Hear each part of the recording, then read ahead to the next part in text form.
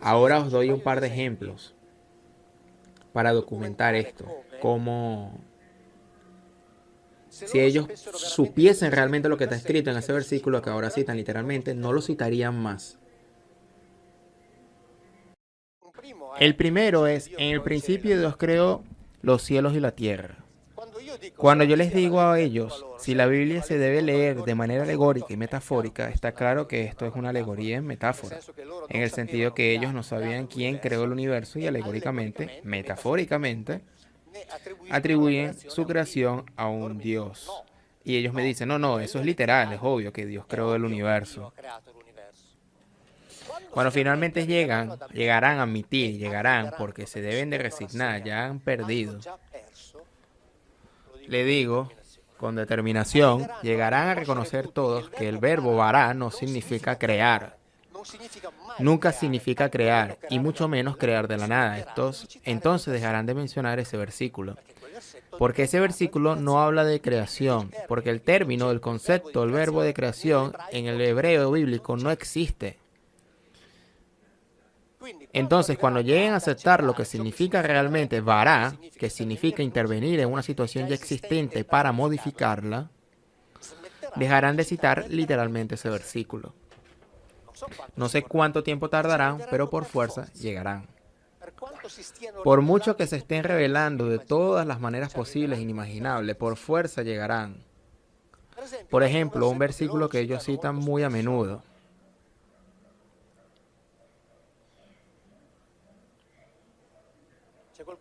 ¿Hay alguien que tenga una Biblia?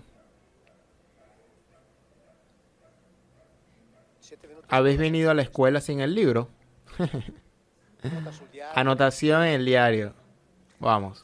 Esta es la Biblia de la familia cristiana que yo leo siempre. Utilizo solo esta. Si estamos todos tranquilos, estoy usando la traducción normal. Levítico 19. No te vengarás ni guardarás rencor a los hijos de tu pueblo. Ama a tu prójimo como a ti mismo. Clarísimo, ¿verdad? Debe tomarse literal. Este es el versículo que citan a menudo para decir, veis como Dios dice que hay que amar al prójimo. Y el prójimo es la humanidad. Después dicen, observar mis leyes, no crucen animales de especies diferentes, no planten en su campo dos clases distintas de semillas, no usen ropa de tejido con dos clases distintas de hilo. Después, si hay tiempo, explico lo que significa este versículo.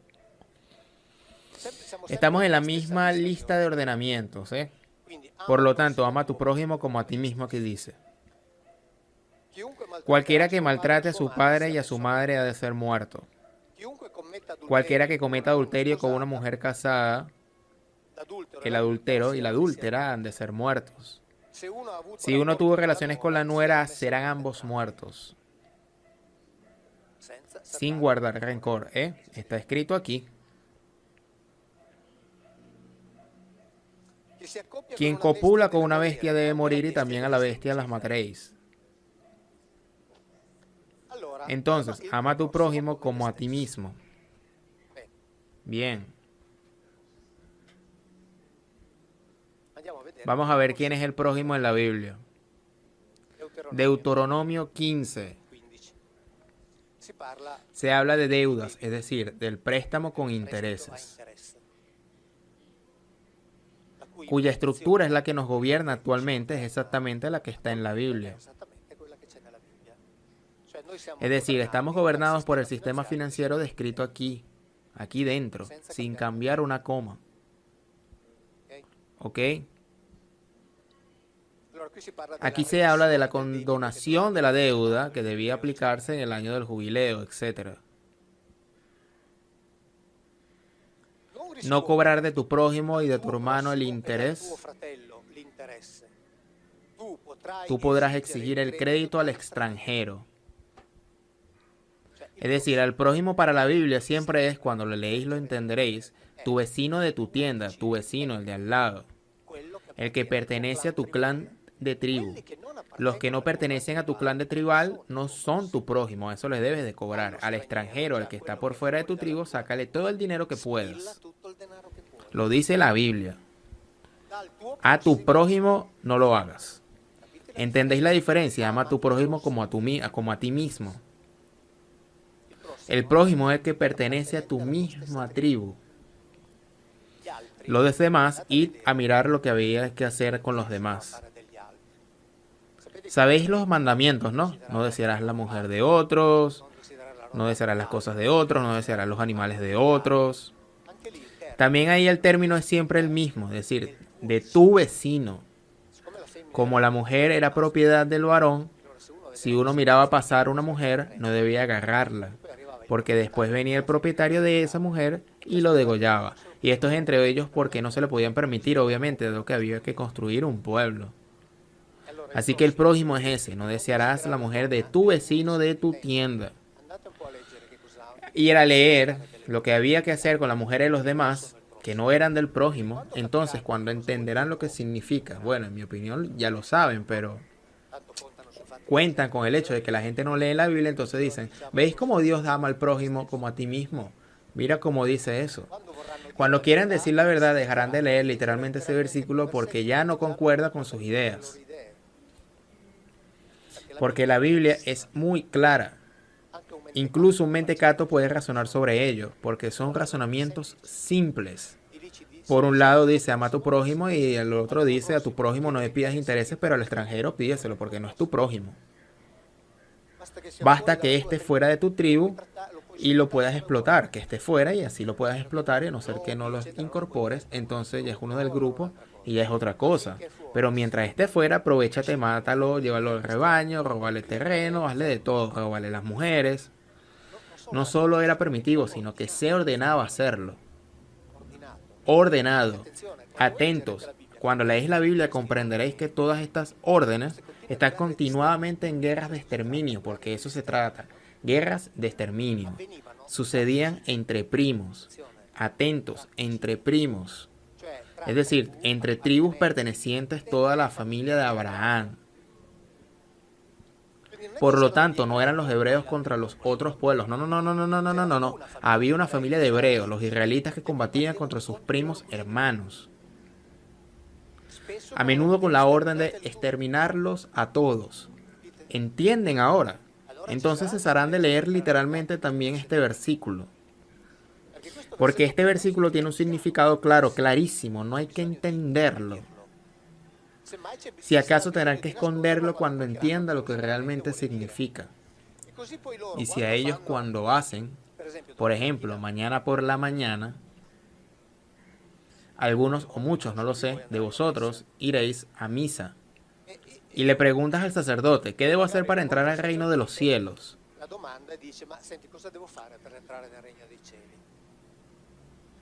Y el sacerdote debería responder igual que Jesucristo.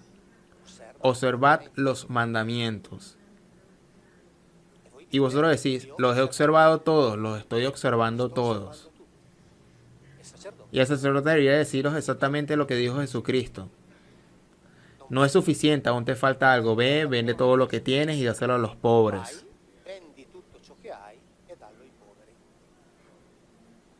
Apuesto que el sacerdote no les va a decir eso. Porque si lo dijesen, perderían en un minuto a todos los fieles del mundo.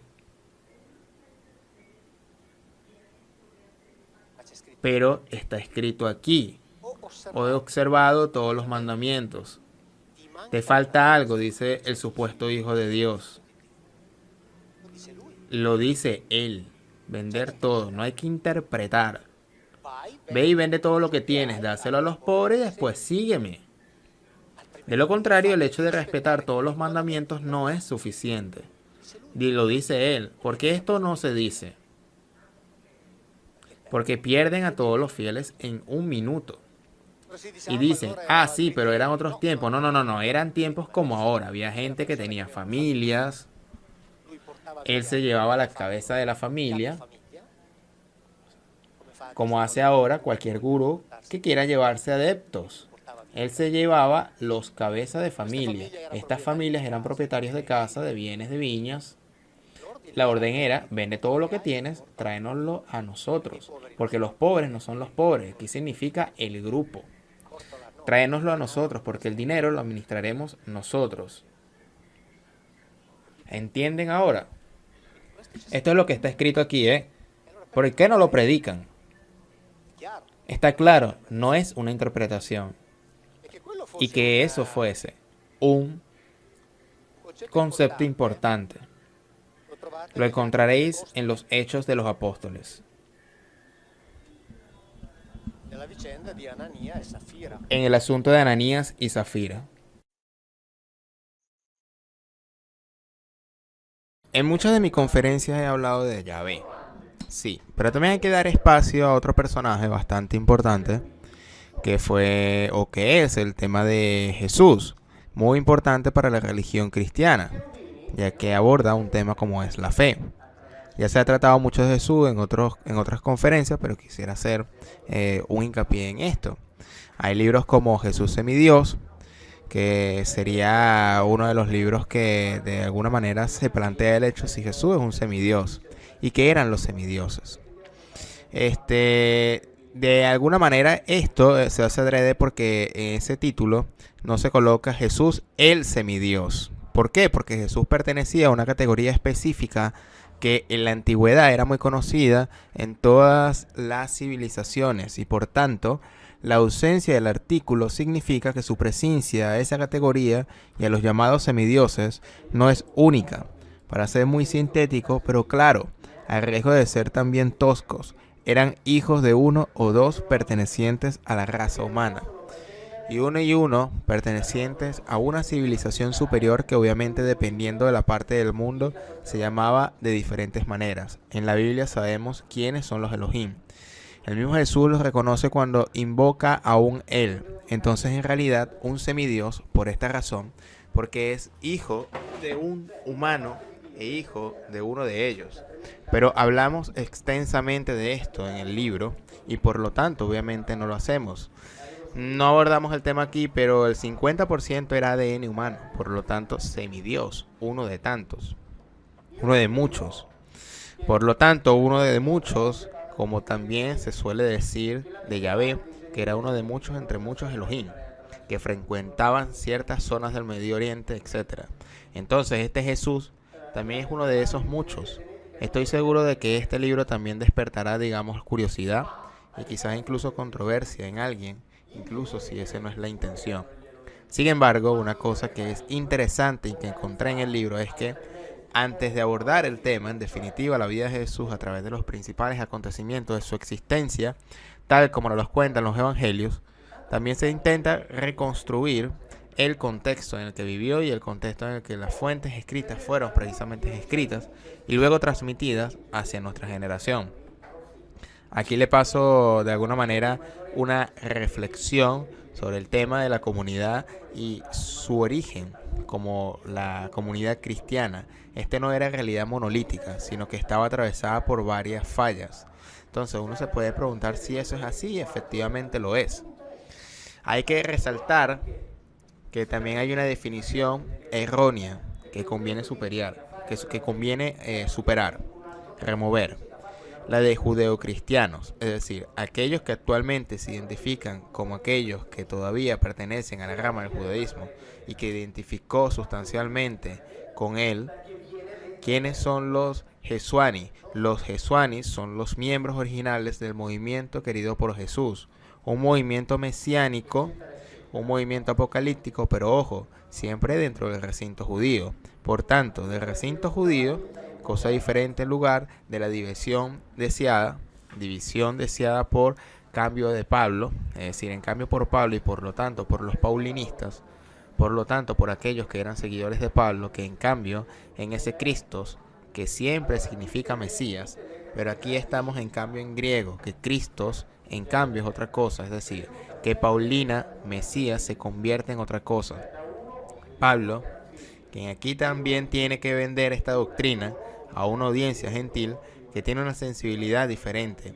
Todavía estamos dentro del Imperio Romano, entonces aquí el conocimiento del contexto debe ser fundamental.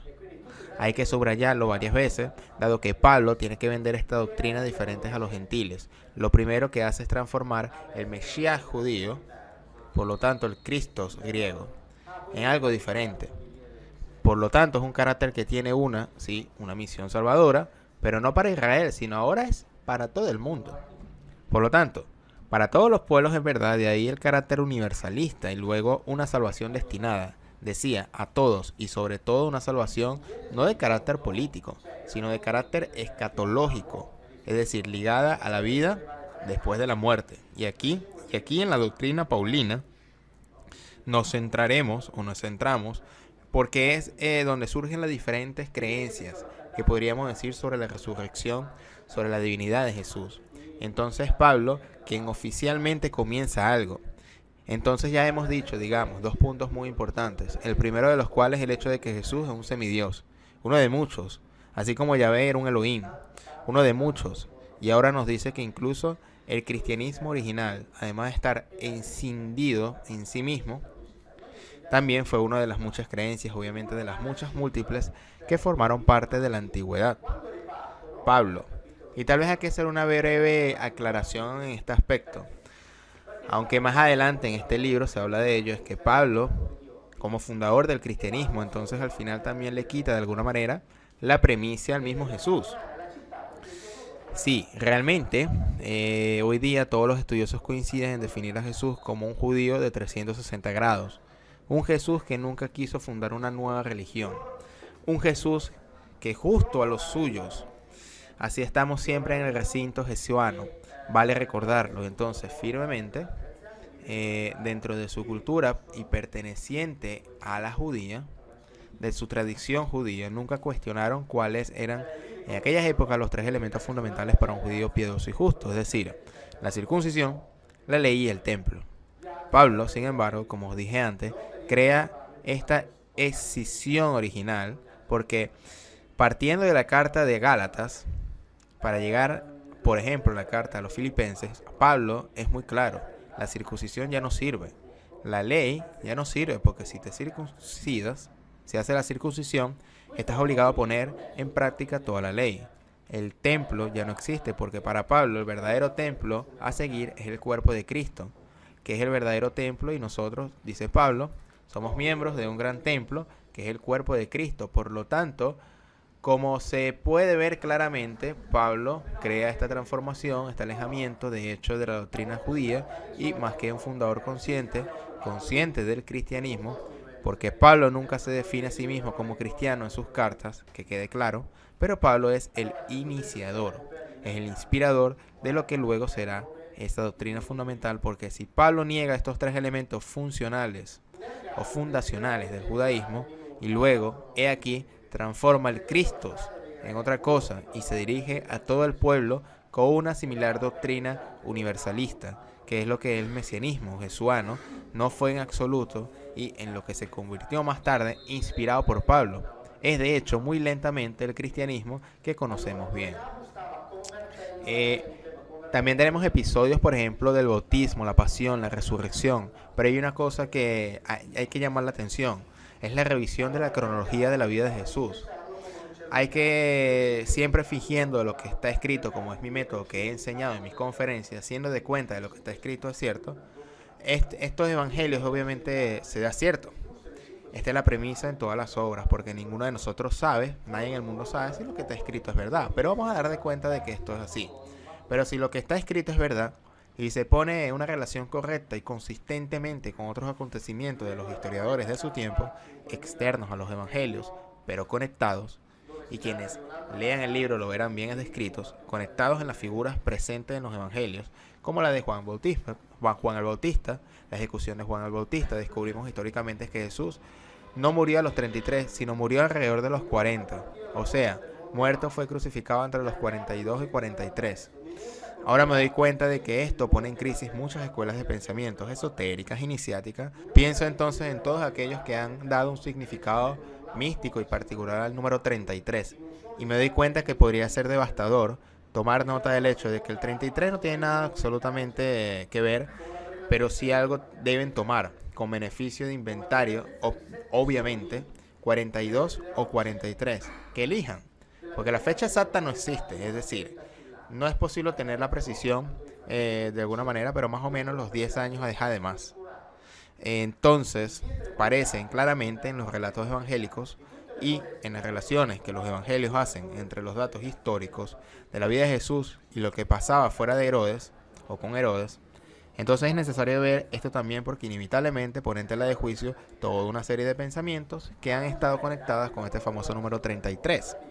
Y luego nosotros, dentro de allí, tomamos una consideración toda una serie de actos que la teología, la elaboración que Francisco explicó, vieron teológicamente la elaboración paulina y luego todas las posteriores. Pero leyendo atentamente a los evangelios en griego, traduciendo una vez más literalmente el momento de concepción, digamos, la crucifixión y el posterior entierro, la ascensión de Jesús, o más bien la asunción de Jesús, parecen ser, según los textos, algo muy diferente a lo que nos dijeron. Esto es verdaderamente extraordinario porque en cualquier caso, después de 2 años de estudios de exégesis de teología sobre la vida de este personaje, y luego, dado que las fuentes no son tantas, suponiendo que se conocían o se conocieran muchos detalles, incluso importantes y en definitiva, ni siquiera demasiado escondido, demasiado latente como los que han destacado hoy, por lo que es realmente difícil pensar que haya algo nuevo para decir sobre Jesús, y en cambio se ha hecho este libro donde hay cosas interesantes, muy interesantes. Por eso también allí, después os añado otra cosa todavía mucho más sabrosa, también allí cuando se ponen a discutir sobre el significado de Elohim, que es un término que en mi opinión no debería ser traducido porque nadie sabe su significado, y así han inventado de todo, todas las reglas gramaticales posibles, plural de abstracción, plural de intensidad, plural de calidad, superlativo, indefinido, muy bien, fantástico. Fantástico. Llegará a decir que Elohim significa piripacho, muy bien. Piripacho es un juego infantil, ellos lo hacen con el propósito de hacernos entender, hacernos creer que el Elohim, Yahweh, es el único Dios. Pero cualquiera que sea el significado que ellos llegaran a atribuir al término Elohim, la Biblia lo atribuye a muchos individuos, por lo tanto no cambia nada. La luna y el dedo, señalemos a la luna. Si nos ponemos a decir, no, Elohim no es un plural de abstracción, sino un plural de intensidad, ¿a quién le importa eso? Porque hay el plural de abstracción que se llama Yahweh. Hay un plural de abstracción que se llama Kamosh. Otro para Milcom también, un plural de abstracción. Plural de abstracción que se llama Shera. Plural de abstracción que se llama Dagon. Plural de abstracción que se llama Kosh. Son todos iguales, cualquiera que sea el significado. Es ahí cuando antes decía que debemos ser inteligentes para no dejarnos arrastrar en discusiones sobre el dedo. Porque la luna es que cualquiera de los significados de Elohim, todos se lo atribuyen a decenas de individuos. Stop, que discutan entre ellos. Yo no perderé nunca un minuto, si he explicado que los Elohim son muchos, no perderé nunca un minuto en discutir qué significa, porque es igual, nadie lo sabe, no se sabe.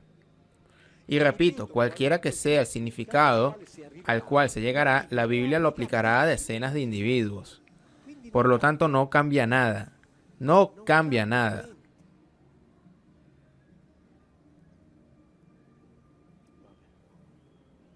Hablando de los hijos de Elí, el sumo sacerdote, sabéis que un par de mis libros documenté cómo a los Elohim les gustase, o mejor dicho, necesitaban oler el humo de la grasa animal quemada. Porque, como dice la Biblia, les calmaba.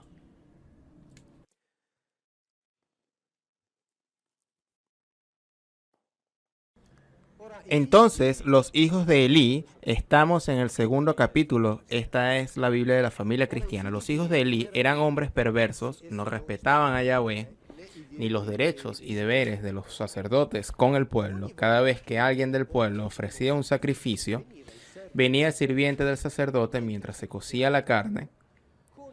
Fijaros en la precisión, llevando en la mano un garfio de 3 puntas, y la metía en la calderilla o el caldero, en la olla o en la marmita. Bueno, realmente más preciso no puede ser. El sacerdote tomaba para sí todo lo que sacaba del garfio. Así hacían con todos los israelitas que iban al templo a llevar la carne para los Elohim. Antes de quemar el cebo, venía el sirviente del sacerdote y le decía al que ofrecía el servicio: déame la carne de asar para el sacerdote, porque él no acepta carne cocida por ti, sino cruda. Si alguien le respondía: deja antes quemar el cebo, y luego toma tanta como quieres, él le respondía: no, debes dármela ahora, porque si no la tomo por la fuerza. Y aquí está escrito que como la familia de Elí profanaba sus sacrificios, Yahvé la destruye. O sea, Dios se enfada con la familia del sumo sacerdote porque le robaba la chicha. Está aquí, Está aquí. Pero digo yo, alguien que quiera hablar de su Dios se inventa una alegoría para hacer, iba a decir pero bueno, una alegoría sí, iba a decir una cagada. Pero ¿cómo se puede imaginar? ¿Cómo se puede imaginar eso? Algunas cosas las cuentas si te obligan, y sobre todo el momento que las cuentas son normales para ti. Son normales. Pensar que tú, entre comillas, presunto Dios, se enoja porque alguien le roba la carne, pero era normal, porque aquella carne estaba reservada para él, para Yahvé. Somos nosotros que después nos ponemos con los problemas, decimos: no, entonces este Dios, pero esto de aquí es una alegoría. Pero ¿cómo una alegoría? ¿Pero a qué se le ocurre hablar de su Dios así? Queriendo sobre todo presentarlo como el Dios más importante de todo, y lo describe de esta manera. No pasa por la mente, si no es de deficiente. Perdonad, pero ¿quién puede hablar así de su Dios? Es que ni siquiera ellos lo consideraban Dios, es la teología sucesiva que lo transformó en Dios. El Dios del monoteísmo.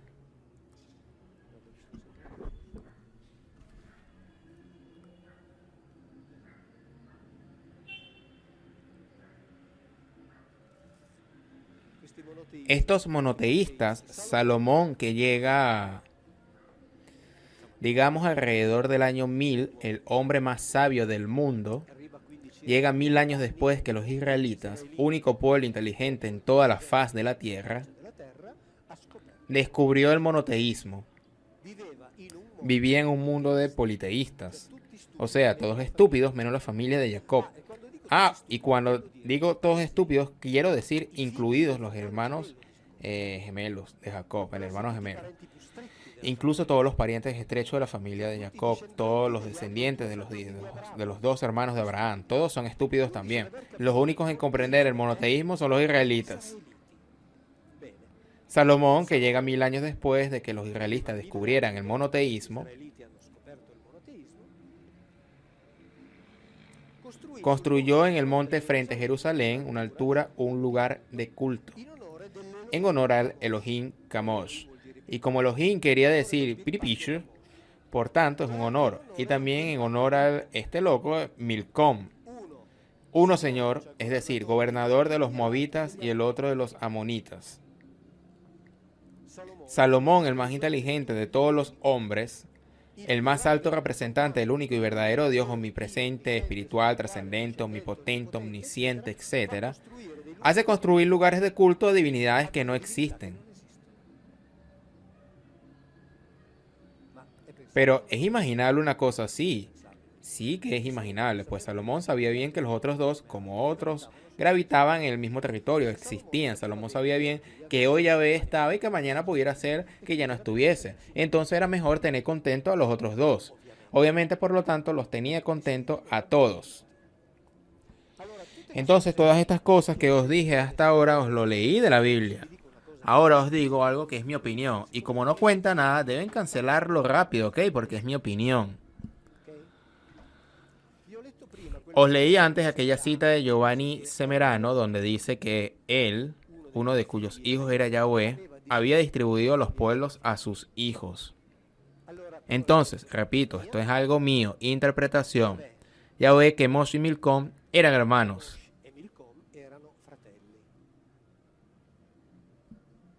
Hijos del mismo padre que dividió la familia de Abraham a través de sus hijos. es decir, de Elión. O sea, tú te ocupas de esto, tú tomas este otro territorio, y ellos como buenos hermanos, como pasa siempre, se combatían entre ellos para robarse los trozos de tierra. Como sucede siempre. Pero este es un pensamiento mío. Cancélelo lo más rápido posible. Porque no cuenta.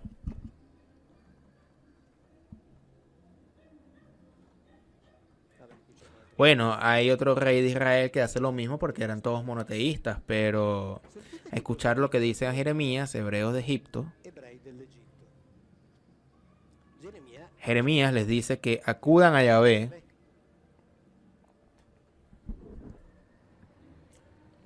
En cuanto a la palabra que nos dijiste en el nombre de Yahvé, nosotros no te vamos a escuchar.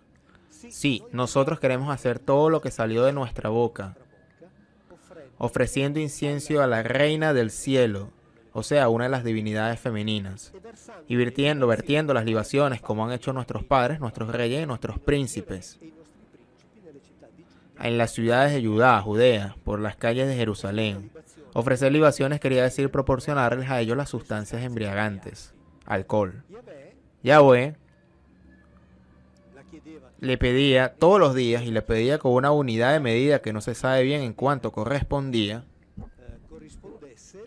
pero varía entre 2 a litros al día. De shakar. Shakar en hebreo significa emborrachar, emborracharse, decir frases sin sentido. Significa solo esto, nada más. No hay posibilidad de interpretación. Diga. Por ejemplo, en Números capítulo 28, lo encuentro más veces. Uf, que...